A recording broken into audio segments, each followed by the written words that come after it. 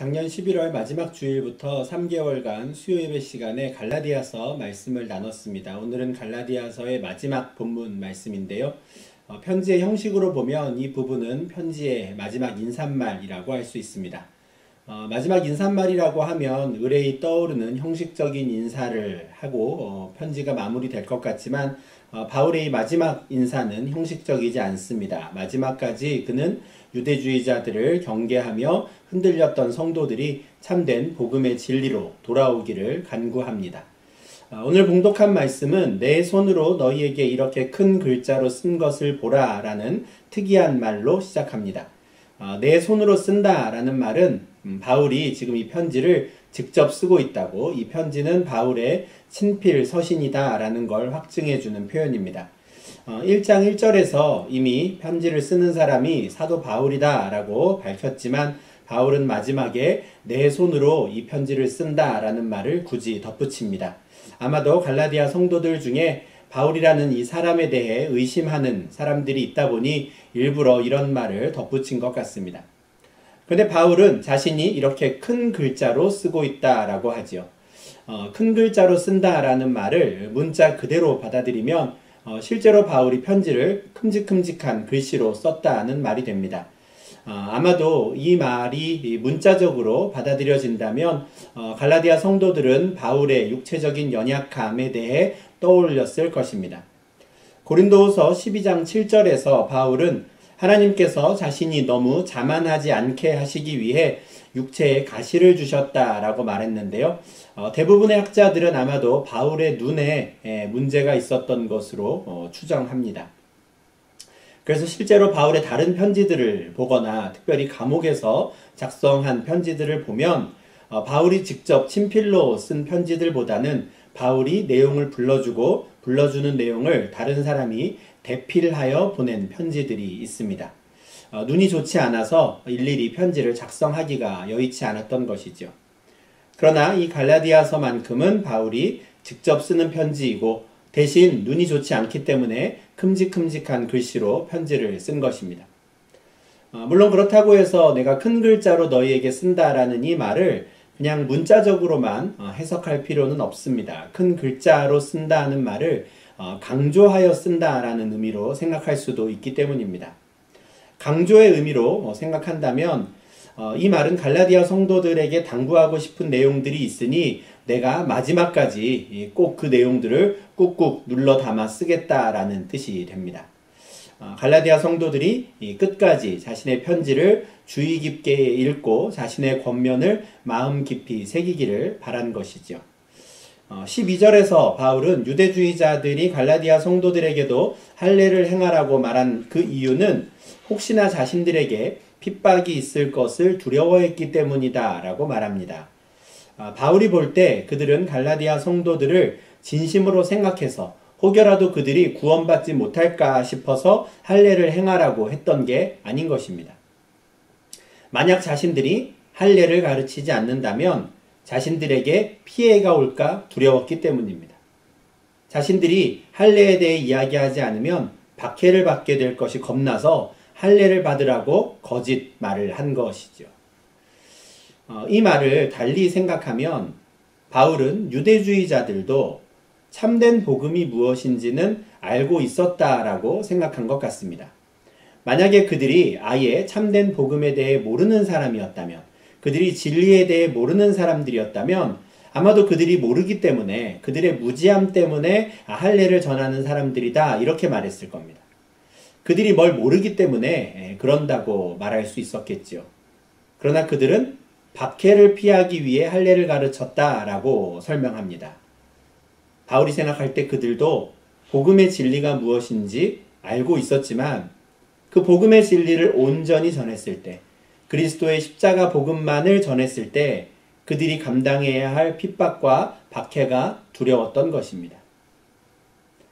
반면에 바울은 5장 11절에서 내가 지금까지 할례를 전한다면 어찌하여 지금까지 박해를 받으리요? 라고 말한 적이 있습니다. 만약에 바울도 이방인들이 하나님 앞에 의롭게 되기 위해서는 믿음이 필요하지만 또한 아울러서 할례도 필요하다라고 가르쳤다면 그는 동족 유대인들로부터 비방을 받거나 박해를 받지 않았을 것입니다. 돌에 맞을 필요도 없었고 가는 곳마다 생명의 위협을 느끼면서까지 사역할 필요는 없었습니다.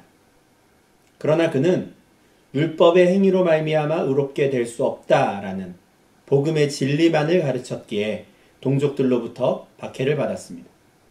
이방인들은 믿음을 가진 이후에는 할례받지 않아도 된다라고 했기 때문에 그는 핍박을 받은 것이었죠. 그러한 바울이 볼 때 유대주의자들은 애매한 위치에 서 있는 사람들이었습니다. 그리스도인들과 유대인들 양쪽 모두에서 욕을 먹지 않기 위해서, 비방을 받지 않기 위해서 양다리를 걸치고 있는 사람들이었지요. 그들은 갈라디아 성도들을 찾아와서 자신들도 예수를 알고 예수를 믿는 그리스도인이라고 말하는 사람들이었습니다. 만약에 그들이 아예 예수에 대해 모르는 사람이었다면 갈라디아 성도들은 처음부터 그들의 말을 듣지 않았을 겁니다. 그냥 동네에서 만나는 그냥 유대인들과 똑같이 대했겠지요. 그러나 그들은 자신들이 그리스도인이라고 말했기에 갈라디아 성도들은 그들의 말에 귀를 기울이기 시작했던 것입니다. 그렇지만 그들은 또 다른 한편으로 여전히 유대인들의 할례와 율법을 또 다른 구원의 조건으로 붙잡고 있었던 사람들이었습니다. 그렇게 함으로써 동족들로부터 오는 박해와 핍박을 피하고자 한 것이죠. 동족들로부터도 유대인들로부터도 외면당하기 싫었던 것입니다. 누군가에게는 이런 태도가 지혜로운 행동처럼 보일지도 모르겠습니다. 모든 사람들과 화평하게 지내는 것이 하나님께서 바라시는 것이니 이들의 판단이 적절한 것 아닌가 싶은 생각도 듭니다. 신앙적으로는 일단 믿음이 있다고 하니 잘 된 일이고, 현실적으로는 굳이 할례를 받지 말라고 말하지 않고 할례를 받으면 좋다고 말함으로써 비방을 받지도 않는 현실적으로 참 지혜로운 모습처럼 보입니다. 반대로 할례를 받지 말라고 굳이 말해서 핍박을 자청하는 것처럼 보이는 바울은 고지식한 사람이 아니었나 싶기도 하죠. 그러나 바울은 그들에 대해 12절에서 그들은 육체의 모양을 내려 하는 자들이다 라고 말합니다. 굉장히 특별한 표현이라고 생각하는데요. 육체의 모양을 내려 하는 자들입니다.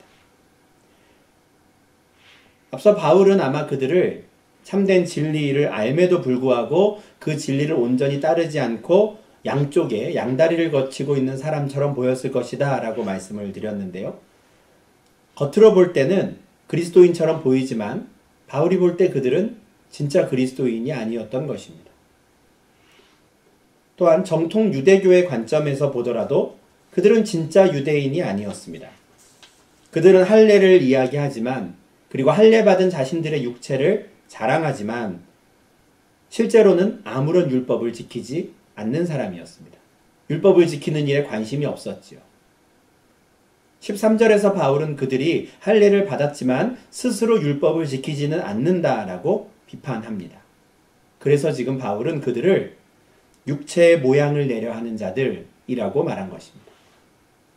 겉으로만 그리스도인인 척, 겉으로만 율법을 잘 지키는 사람인 척 하는 것입니다. 양쪽 모두에게 그럴듯하게 보이기만 하는 사람이죠. 만약에 그들이 갈라디아 성도들을 찾아와서 할례를 받으라고 말했던 그 근본적인 이유가 정말 하나님의 율법을 잘 지켜야 한다고 생각했기 때문이라면 바울도 지금처럼 그렇게까지 강하게 그들을 비판하지는 않았을 것입니다. 오히려 예수님께서 율법을 완성하셨다라는 사실을 아직 확실히 깨닫지 못한, 여전히 그래서 율법에 매여 있는 불쌍한 사람들이라고 생각했을 것입니다. 최소한 율법에 대한 그들의 열정, 하나님에 대한 그들의 마음만이라도 인정받았을 것이죠. 그러나 그들은 그런 사람이 아니었습니다. 율법은 지키지 않으면서 할례에 대해서만 떠들었죠. 할례만 자랑하고 할례 받지 않은 이방인들을 무시하는 사람들이었습니다. 더구나 그들이 그렇게 한 이유는 하나님에 대한 믿음, 하나님에 대한 신앙 때문이 아니었습니다. 유대인들로부터의 박해를 피하기 위해서였고 할례 받은 자신들의 육체를 자랑하기 위함이었죠. 여호와 하나님을 사랑하는 마음으로 할례를 받거나 율법을 지키는 사람들이 아니었던 것입니다. 한마디로 말해서 그들은 진실하지 못한 사람들이었습니다. 진짜 경건한 사람들의 겉모습만 흉내내고 따라가느라 급급한 사람들이었죠. 그래서 바울은 그들을 육체의 모양을 내려 하는 자들이라고 말합니다. 물론 각자의 신앙은 하나님께서 판단하실 것입니다. 정말 그 사람의 신앙이 얼마나 진실된 것인가, 이거는 사람이 판단할 수 있는 게 아닙니다. 사람이 판단해서도 안 되죠.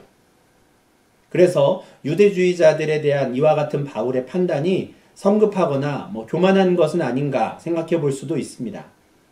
그런데 이 점에 대해서는 과거의 바울이 어떤 사람이었는가를 한번 생각해 본다면 지금 바울이 그들에 대해 이렇게 판단하는 것이 그렇게 무리는 아니다라는 것을 알 수 있습니다. 빌립보서 3장에서 바울은 갈라디아서와 마찬가지로 할례받은 육체를 자랑하는 유대인들을 경계하라고 권면하는데요. 그때 이런 말을 합니다.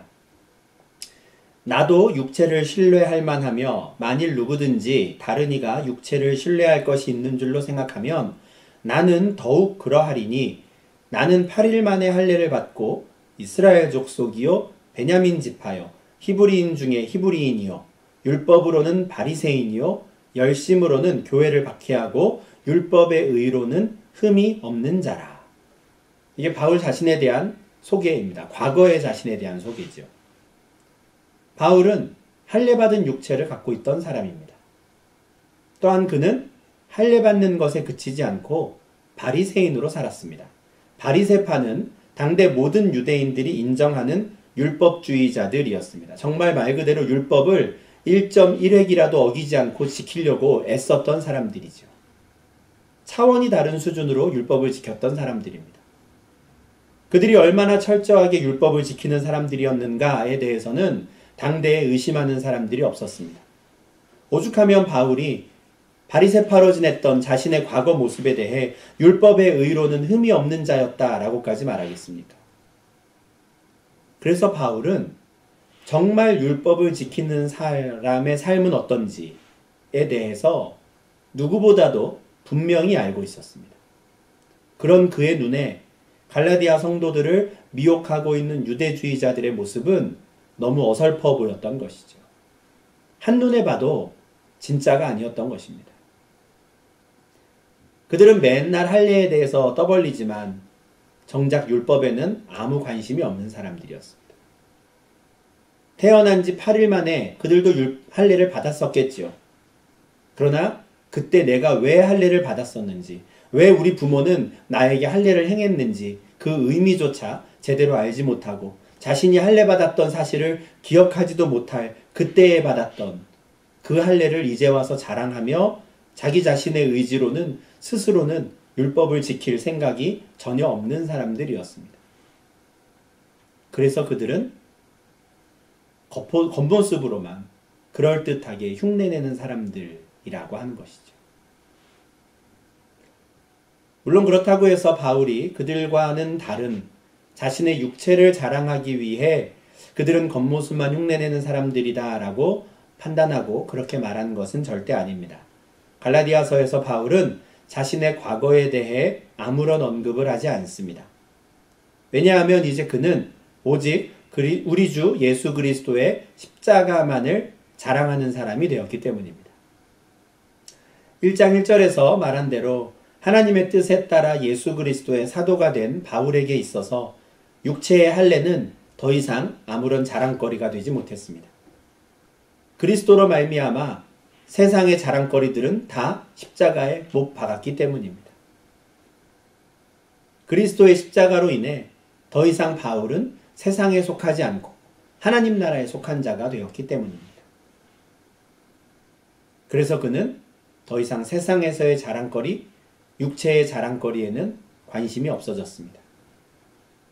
이제 더 이상 그는 자신이 유대인인 것을 자랑하지 않고 할례받은 육체를 가지고 있다는 것을 자랑하지 않습니다. 그는 오직 그리스도의 십자가만을 자랑하고 싶어 합니다. 그래서 하나님 앞에서는 할례나 무할례나 아무것도 아니다 라고까지도 말하죠. 그리스도인이 되기 위해서 할례를 받을 필요가 없고, 반대로 그리스도인이 되었다고 해서 할례 받은 것을 부끄럽게 생각할 필요도 없습니다.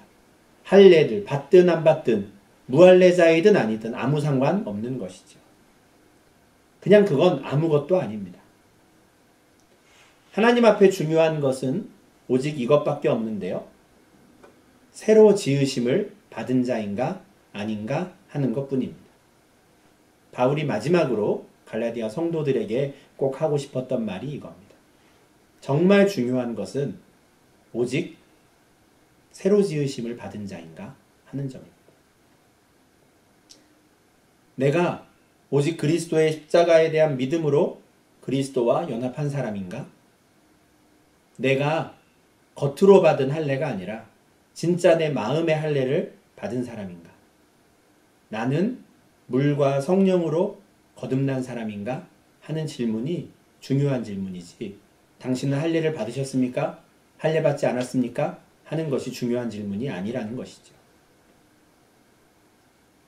육체의 욕심이 아닌 성령을 따라 사는 사람인가 아닌가 하는 그 점이 중요해진 겁니다. 바울은 16절에서 새로 지으심을 받은 자들을 이 규례를 행하는 자라고 말하고, 또한 그들을 하나님의 이스라엘이라는 특별한 표현으로 부릅니다. 그동안 우리가 보았던 갈라디아서의 말씀을 지금 이 한 구절에서 정리하고 있는 것 같은데요. 갈라디아서 3장과 4장에서 바울은 누가 진짜 아브라함의 후손인가에 대해서 논증했습니다.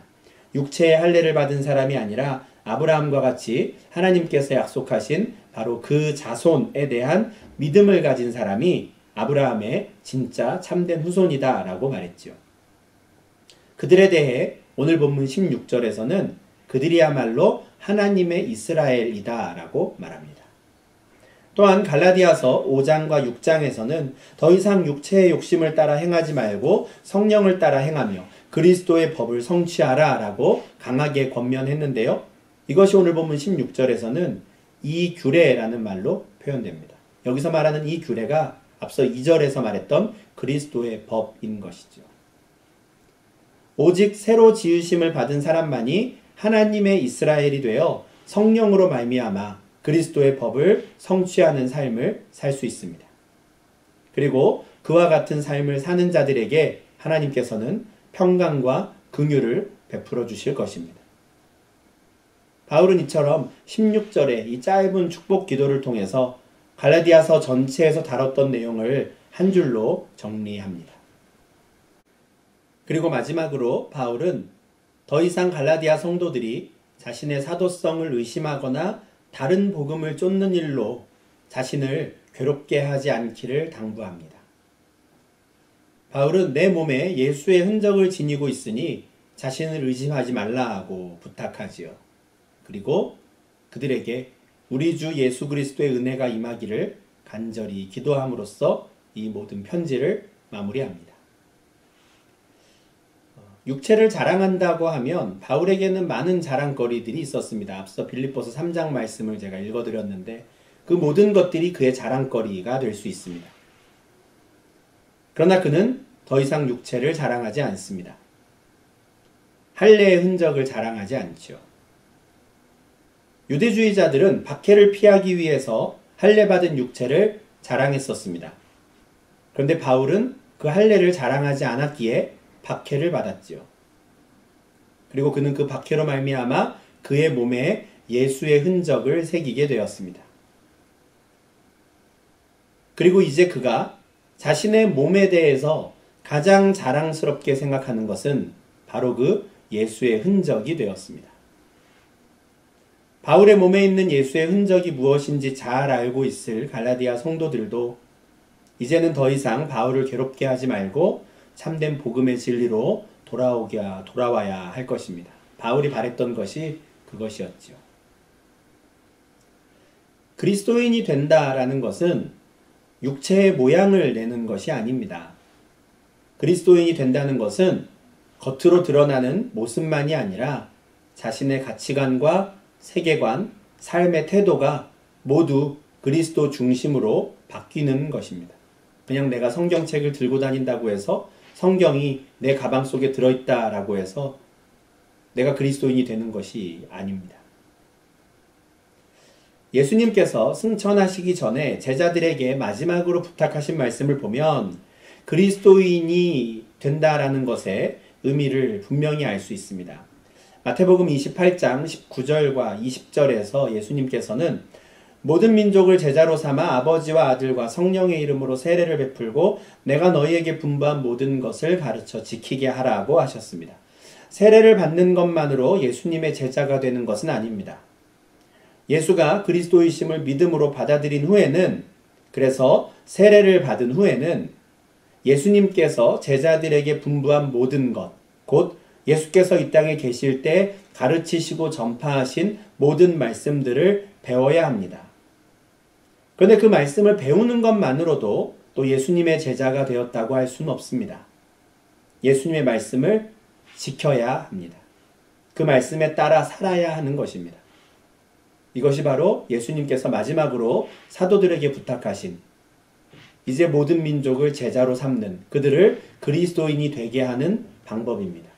세례를 받고 말씀을 가르치는 것 뿐만 아니라 그 말씀대로 지켜 행하게 해야 하는 것이죠.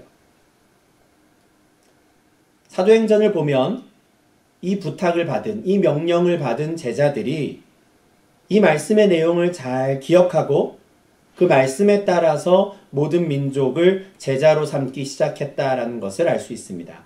오순절에 성령이 임하신 후에 베드로를 비롯한 모든 제자들은 하나님의 큰 일에 대해 각 나라의 언어로 전파하기 시작했습니다. 그때 복음을 믿음으로 받아들인 사람들이 3,000명이나 되었는데요. 제자들은 제일 먼저 그들에게 세례를 베풉니다. 그리고 자신들이 예수께 받은 말씀들을 가르치기 시작하지요. 세례를 받고 사도들에게 예수님의 말씀을 배운 그들은 이제 그 말씀에 따라 이전과는 다른 새로운 교제를 하게 되고요. 서로 떡을 떼며 기도하고 찬양하는 제자들, 그리스도인들이 됩니다. 이와 같은 일은 예루살렘 교회에서만 있었던 일은 아닙니다. 사도행전 11장 25절과 26절에는 이런 말씀이 있습니다.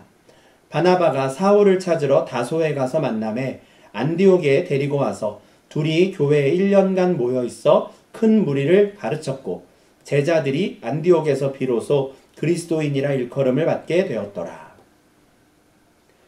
안디옥에 최초의 이방인 교회가 세워졌을 때 우리가 바울이라고 부르는, 원래 그의 이름이 이제 사울이었는데요.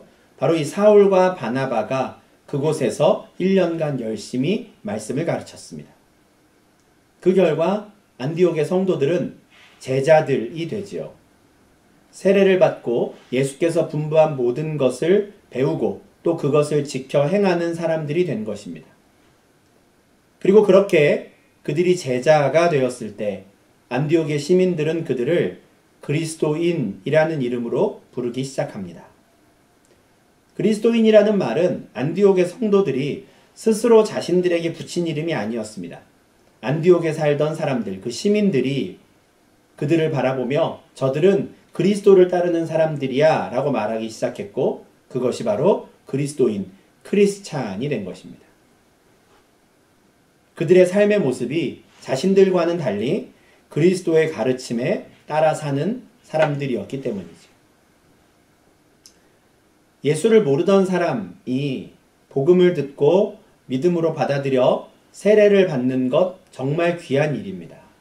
교회가 반드시 세례 베푸는 이 사역을 계속 이어가야 하는 일이죠. 또한 만약에 그 사람이 예수님의 말씀에 관심을 갖게 되어서 점점 말씀을 읽고 묵상하는 시간이 길어지고 예전과는 달리 점점 즐거운 마음으로 말씀을 듣고 배우기 시작한다면 그건 역시 참 기쁜 일입니다. 그러나 그것이 끝이 아닙니다. 거기서 멈추면 안 되죠. 말씀을 배우는 데에서 그쳐서는 안 되고 세례를 받는 것에서 끝나서도 안 됩니다. 말씀대로 지켜 행하는 데까지 나아가야 합니다. 그래야 그리스도를 따르는 사람, 그리스도인이 될 수 있기 때문입니다. 그런데 문제는 말씀대로 지켜 행하기 위해서는 앞서 세례를 받기로 결심하거나 또 말씀을 배우기로 마음 먹은 것보다 훨씬 더 큰 결심과 결단이 필요하다는 점입니다. 갈라디아서 5장에서 바울이 계속 이야기한 대로 내 마음속에는 그리스도인이 된 이후에도 예수를 믿은 이후에도 육체의 욕심이 내 발목을 붙잡습니다. 그리고 이전과는 달리 이제는 내가 배운 말씀대로 살아보려고 하면 일상 속에서 만나는 다른 사람들의 시선이 점점 부담스러워집니다. 그래서 결국 많은 사람들이 자신들이 배운 말씀을 지켜 행하는 데까지는 나아가지 못합니다. 교회 안에서는 저도 세례 받았습니다. 세례교인입니다. 라고 말하고요. 나는 우리 교회에서 하는 모든 프로그램을 다 내가 참여했고 졸업장까지 받은 사람이야 라고 자랑도 하지만 교회 밖에서는 그가 교회 다니는 사람인지도 모르는 사람들이 참 많습니다. 교회에 다닌다고 말하는 순간 내 생활에 제약이 생길까봐, 내가 예수 믿는 사람이라는 것을 다른 사람이 알면 더 이상 내 감정대로 내가 하고 싶은 대로 편하게 말하고 그렇게 살지 못할까봐 자신의 믿음을, 자신의 신앙을 드러내지 못하는 분들이 많습니다. 인간적으로는 그와 같은 상황이 충분히 이해됩니다. 그런데 오늘 본문 말씀을 보니 이것은 그냥 우리끼리 서로 이해하고 위로하고 그렇게 끝날 수 있는 문제가 아닌 것 같습니다. 유대주의자들도 자신들이 믿음을 갖고 있다고 말했습니다. 또한 그들은 자신들이 할례 받은 사람들이라는 것도 자랑했지요. 그러나 그들은 정작 율법을 지키는 일에는 관심이 없었습니다. 그래서 그들이 육체의 모양만 내는 사람들이다 라는 책망을 받은 것이죠. 만약 우리가 세례받은 것을 자랑하고 교회의 각종 프로그램을 이수한 것을 자랑하지만 실제로는 예수님의 말씀을 지켜 행하는 일에 관심이 없다면, 실제로는 성령을 따라 사는 일에 관심이 없고 그리스도의 법을 성취하는 일에 관심이 없다면 우리도 육체의 모양만 내는 사람들이 되고 말 것입니다. 내가 불이익을 당하지 않기 위해서, 내 생활이 불편해지는 게 싫어서 진리의 말씀에 따라 살지 않는 모습은 박해를 받을 것이 두려워서 할례를 받으라고 가르쳤던 유대주의자들의 모습과 별반 다르지 않기 때문입니다. 우리가 중요하게 여겨야 하는 것, 절대 놓치지 말아야 하는 것은 딱 하나밖에 없습니다. 나는 새로 지으심 받은 자인가 하는 것입니다. 만약 내가 새로 지으심을 받았다면 이제는 더 이상 세상의 초등학문과 십자가의 복음 그 양쪽에 다 발을 걸치고 있을 수는 없습니다. 육체를 따르면서 동시에 성령을 따를 수는 없는 노릇입니다. 육체의 일을 이루면서 동시에 성령의 열매를 맺을 수 없는 것이죠. 또한 육체를 자랑하면서 동시에 그리스도의 십자가를 자랑할 수는 없습니다. 세상의 법을 따르면서 그리스도의 법을 성취하는 길은 없기 때문입니다. 이 땅에서 진리의 말씀에 따라 살면서 그리스도의 법을 성취하기 위해서는 박해를 피할 수 없습니다. 불편함을 피할 수가 없지요. 예수의 흔적을 몸에 새기지 않을 다른 방법이 없는 것입니다. 그러나 그것이 두려워서 엉거주춤한 모습으로 양다리를 걸치고 있지 않으면 좋겠습니다.